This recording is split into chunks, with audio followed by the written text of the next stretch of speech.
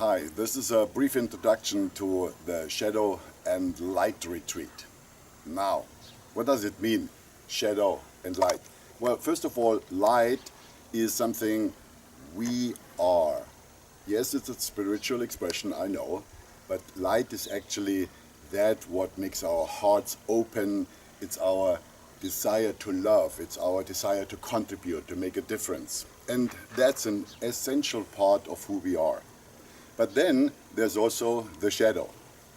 And if we are not dealing with the shadow, then what happens is that we become a person that is kind of walking with one leg only.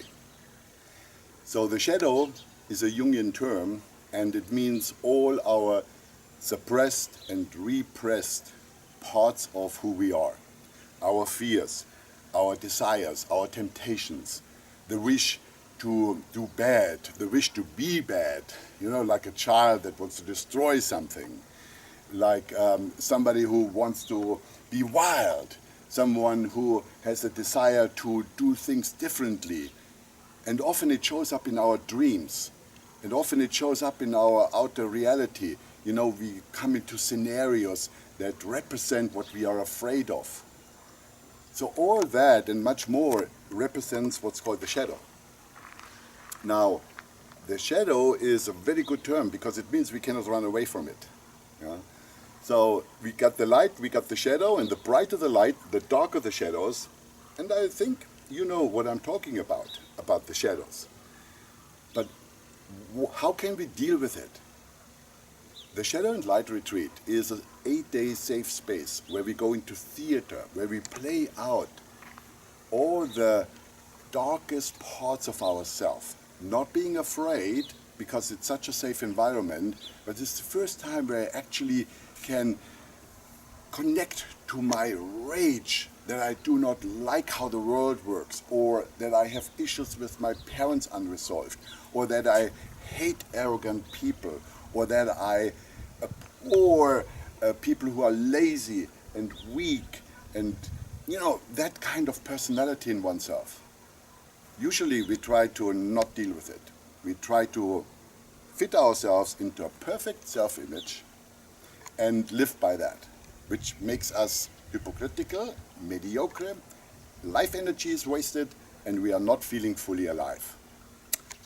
So, in the Shadow and Light Retreat, what we're going to do is we're going to go in the first 5 days into the dark shadows, and then in the last 3 days we're going to go into our light. But first we need to deal with getting out of the way our fears. We meet our darkest sides and we discover, wow, it's actually not as dark as I thought. It's actually, wow, gives me energy, gives me the feeling of being whole. Do we need to become dark? Of course not. It's about owning that. It's about becoming a person like the yin and the yang, the inhale and the exhale, the night and the day.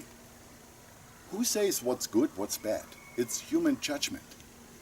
And people are always surprised when they go there, where they think, oh my God, I can't go there. I cannot tell anybody what's really going on here, what I really think. Yeah? People would not like me, people would reject me, people would think I'm weird. No, if you see that everybody carries a shadow and people are starting to open up and tell that, you see, oh my God, I'm not alone here, which is a very great insight. But then you need to have the courage to meet your shadow, to go there. And for that we have a shadow theater. In the shadow theater, we are performing scenes that you create in which you step into exactly that, what the shadow represents. And in that experience, what happens is the shadow gets integrated. In no other way it gets integrated. You can think about it, you can write it down, you can know it, you can try to meditate on it, but only in the presence of the reality of it, the isness of it, the here and now, in that heat, when it's embedded in a conscious environment, like we have it here, then the magic happens. Then you own the shadow, and with that you become a whole person. This is so beautiful to watch when it happens. We also have very, very challenging exercises. So if you think you don't have shadows and you come to a retreat, we put you in some exercises that are really, really pushing your buttons. And you want that, I know, because then you can work with it. Because usually you run away, you go into reaction, you hurt people and you hurt yourself and you do all these kind of things. But here, the button gets pushed, now you have a chance to work with it differently.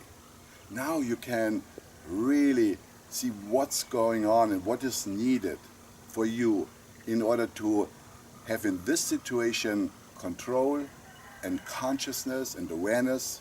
The thing is that you cannot run away from the shadow. So if you want to turn your life around, if you want to make your life more flowing into a direction where not so much resistance and opposition hits you all the time, when you want to feel in your body really great, you need to go into your shadows. What you can own inside stops owning you. What you can embrace inside stops dominating you. What you can really be with lets you be. These are principles that are so essential. But in the head, it doesn't work. You need to really go into the shadows live.